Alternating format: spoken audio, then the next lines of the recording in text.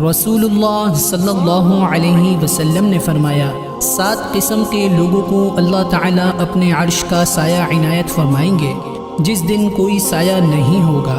Number 1 انصاف پسند پیشوا۔ نمبر 2 وہ نوجوان جو اللہ کی عبادت میں پروان چڑھا۔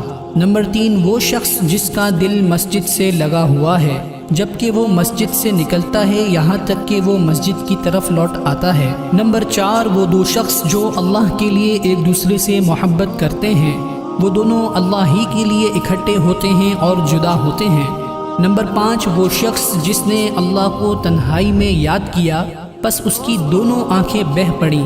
نمبر 6 وہ شخص جس کو خاندانی خوبیوں والی خوبصورت عورت نے زنا کی دعوت دی پس اس نے اس عورت کو کہہ دیا میں اللہ سے ڈرتا ہوں۔ نمبر 7 وہ شخص جس نے کوئی خیرات کی پس اس نے اس خیرات کو چھپایا حتیٰ کہ اس کے بائیں ہاتھ نے نہیں جانا اس کو جو اس کے دائیں ہاتھ نے خرچ کیا۔